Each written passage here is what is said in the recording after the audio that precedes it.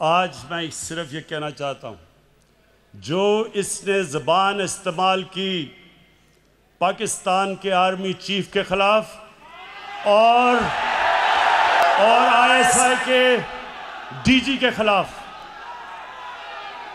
मैं आज इसके ऊपर खास बात करना चाहता हूं। ये गीदड़ जो दुमदमा के बाहर भागा था, वहां बैठ के आर्मी चीफ के ऊपर जो उसने कल ज़बान इस्तेमाल की और डीजी ISI के ऊपर, सुने गौर से मेरी बात, मैं थोड़ा सीरियस आपसे बात करूंगा।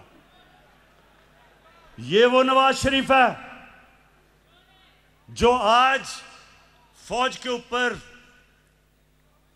और फौज के सरबराह के ऊपर इस तरह की जो ज़बान इस्तेमाल कर रहा है। आपको याद नहीं होगा क्योंकि आप तो तब पैदा भी नहीं हुए थे।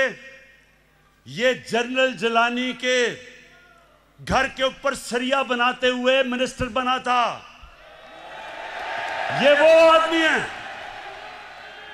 जो ज़ियाउल हक के जूते पॉलिश करते करते चीफ मिनिस्टर बना था।